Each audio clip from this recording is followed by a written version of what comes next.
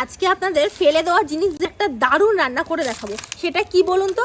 প্রত্যেক দিন তো আপনারা সকলেই বাড়িতে ভাত রান্না করে খান। আচ্ছা, ভাতটা যখন রান্না করেন নিশ্চয়ই ভাতের ফ্যানটা হয়, সেই ফ্যানটা আপনারা বেসিক্যালি সমস্ত মানুষরাই কি করে ফেলে দেয়।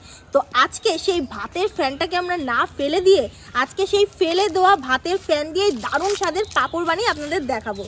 তাহলে চলেন ফেলে দেওয়া ফ্যান দিয়ে আজকে পাঁপড় বানাইয়া আমিও খাবো, আপনারাও দেখুন, চটপট আপনারাও করুন। এই দেখুন ভাতের ফ্যান দিয়ে যে পাঁপড়টা বানাবো বলেছিলাম, এর জন্য দেখুন এই যে ভাতের ফ্যান, সকালের ভাতের ফ্যান, এটা আর ফেলিনি আমরা, এটাকে আমরা রেখে দিয়েছি। তো এটাকেই আমি এখন কাপ অনুযায়ী মেপে নেব। এটাকে সবার প্রথমে একটা কাপ অনুযায়ী আমি মেপে নিই ক কাপ হলো। তো 1 কাপ প্রথমে ঢেলে নিই, এখানে 2 কাপ ঢাললাম আমি ভাতের ফ্যান, আরও হাফ কাপের মতো হয়েছে, এটাও দিয়ে দিলাম। মোটামুটি আমি এখানে 2.5 কাপ মতো কিন্তু ভাতের ফ্যান ব্যবহার করছি। ভাতের ফ্যান দিয়ে যে পাঁপড় হয় এ আমি বাবার জন্মেও শুনি নাই, এখন দেখতেছি আমি। দেখুন আমি সেম কাপ মেপে কিন্তু এখানে আমি 2 কাপ মতো ময়দা দেবো, যেহেতু আমি 2.5 কাপ মতো ফ্যান নিয়েছি, তো এর জন্য 2 কাপ মতো আমি ময়দা দিচ্ছি।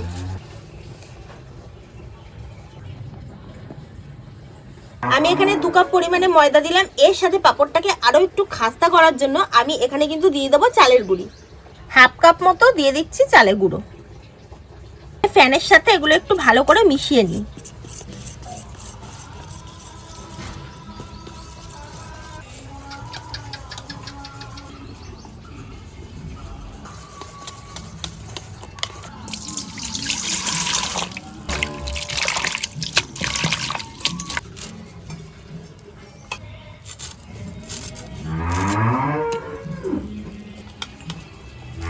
এই দেখুন ব্যাটারটা ফেটাতে ফেটাতে খুব সুন্দরভাবে আমি ফেটিয়ে নিয়েছি। তো এটা আমি কিরকম ঘন করেছি আপনাদেরকে দেখাই। এই দেখুন খুব বেশি কিন্তু ঘনও না, আবার খুব বেশি পাতলাও না। এই যে, আশা করি আপনারা দেখে বুঝতে পারছেন। এখন এই পাঁপড়ের স্বাদ বাড়ানোর জন্য আমি আরও কিছু জিনিস দিয়ে দিচ্ছি পরিমাণ মতো নুন, দিয়ে দিচ্ছি কালো জিরে, সাথে দিয়ে দিচ্ছি এই যে কুচি করা ধনেপাতা। এখন এটাকে এর সাথে ভালো করে আমি মিশিয়ে নেব। এখন এই ব্যাটারটাকে আমি জাস্ট 10 মিনিটের মতো একটুখানি ঢাকা দিয়ে রাখছি। এখন আমি উনানটা ধরিয়ে নিচ্ছি।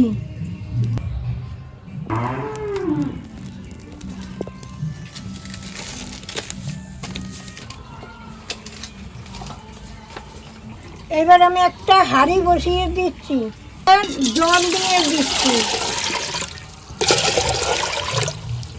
আসেন দেখেন আমার সম্পদ, আমি এইগুলা সব গুছিয়ে গুছিয়ে রেখে দেই। এই দেখুন আজকে আমার কাজে লাগবে, এই দেখুন আজকে আমি সব বের করছি, দেখেছেন আমার সম্পদ এগুলা। তো এই কৌটোর ঢাকনাগুলো দিয়েই কিন্তু আজকে আমরা এই পাঁপড়গুলো বানাবো। তো সবার প্রথমে এই ঢাকনাগুলোর মধ্যে আমি একটু তেল মাখিয়ে নিই, আর এই তেলটা একবার মাখালেই কিন্তু হবে, বারবার মাখানোর কোনো প্রয়োজন নেই। আমিও মাখি সাথে সাথে।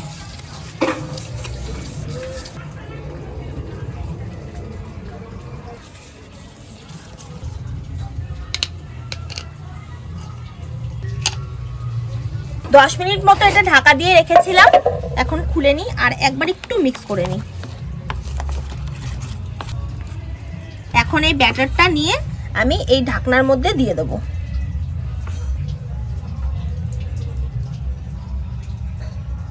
এই দেখুন, তারপর জাস্ট এরকম ভাবে একটু হাতটা ঘোরালেই কিন্তু খুব সুন্দরভাবে চারিদিকে এটা ছড়িয়ে যাবে।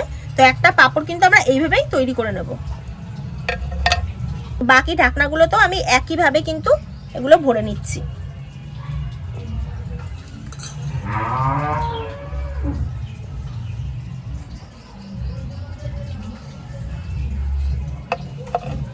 এই দেখুন এই সিদ্রি আনা এই থালাটা এখন আমি বসিয়ে দিচ্ছি হাঁড়ির মুখে।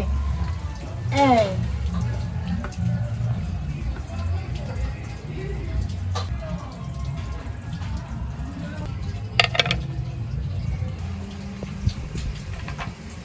ঠাকুমা এটা বসিয়ে দাও।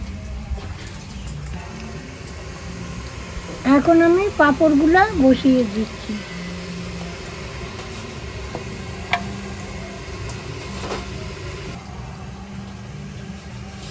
ঢেকে দাও। এবার আমি ঢাকা দিয়ে দিচ্ছি। এই দেখুন কাগজ দিয়ে আটকাইয়ে দিচ্ছি পোকাটা।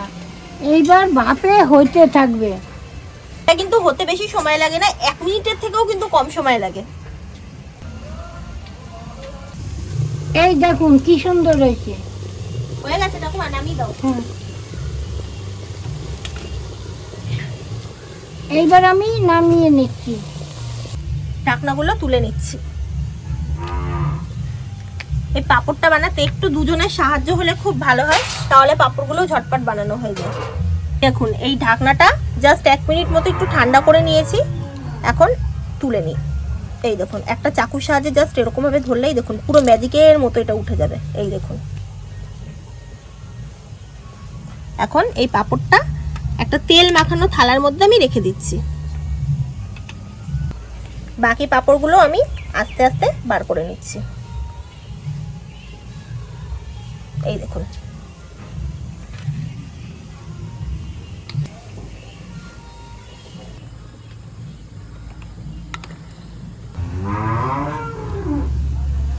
দেখছেন কি সুন্দর চাঁদের মতো গোল নিখুঁত একদম, কি দেখ নাই। এই বাকিগুলো আমি সেম ভাবে করে নিচ্ছি।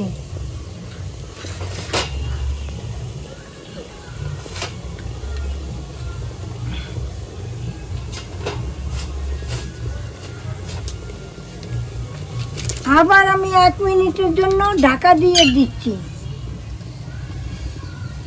এই পাঁপড়গুলো খেতে এত ভালো লাগে আপনাদের আর কি বলবো, মানে কাউকে দেবেন কেউ বুঝতেও পারবে না যেটা ফেলে দেওয়া ভাতের ফ্যান দিয়ে তৈরি।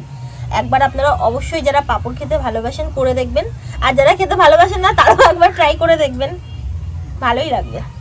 এই ঢাকনাগুলো থেকে পাঁপড়গুলো বার করে নিলাম। ওই ঢাকনার মধ্যে আবার আমি সেম ভাবে এই ব্যাটারটা দিয়ে দিচ্ছি।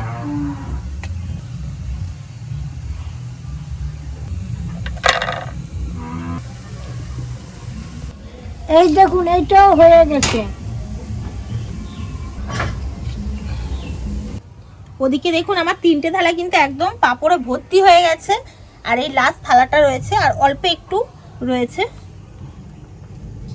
দেখুন আমাদের 4টে থালায় কিন্তু সুন্দরভাবে পাঁপড়গুলো সব সাজিয়ে নিয়েছি। আমাদের সবকটা পাঁপড়ে 4টে থালার মধ্যে ধরে গেছে। তো এখন যাই এগুলোকে আগে ভালো করে কড়া রোদে 3-4 দিন শুকাতে হবে। চলো চল দাঁড়াও, দে ওঠো ওঠো। দে চল।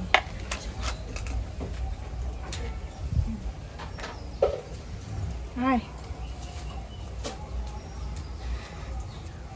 আরে কি সুন্দর রোদ, দারুণ শুকাবে। তাড়াতাড়ি আয় রে, দেখ। এই এটাও দিয়ে দাও।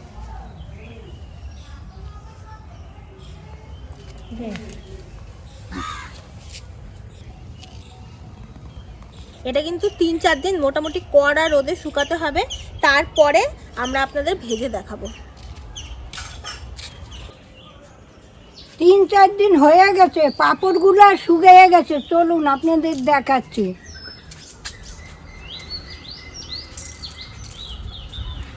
এই দেখেন শুকিয়ে গেছে। আমি একটা থালায় রাখতে, দেখেন কি শব্দ দেখেছেন। এই দেখেন এবার নিয়ে যাই ভাইজে আপনাদের দেখাই কেরম হয়েছে। এইবার আমি একটু সাদা তেল ঢেলে দিচ্ছি। এই দেখুন তেলটা গরম হয়ে গেছে। এখন আমি পাঁপড়গুলো ভেজে নেব। এই একটা দিলাম।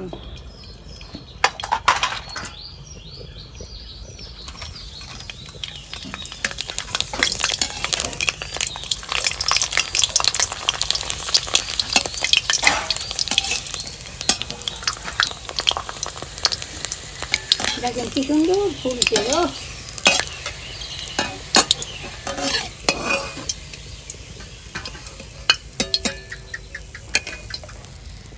এবার আর একটা দিচ্ছি।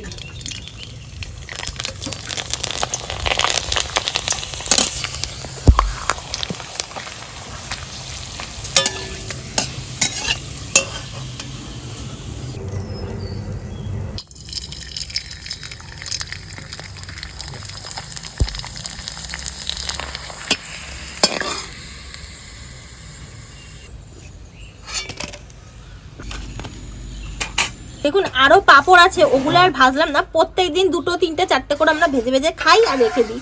তো এখন এই কটাই ভাজলাম, কারণ বাড়িতে এখন লোক খুবই কম আছে, আমার বাবা, আমি আর আমার ঠাকুমা, 3 জনের জন্য মোটামুটি 6টা পাঁপড় ভেজেছি। দেখুন কি সুন্দর কড়মড়ে হয়েছে, খালি দেখুন আওয়াজটা শুনুন। নাও ঠাকুমা খাও। দেখি পারি নাকি। ভেঙে ভেঙে খাও, ভেঙে ভেঙে খাও, ভেঙে নাও। পাঁপড় খাওয়ার জন্য আজকে সবাই চলে এসছে।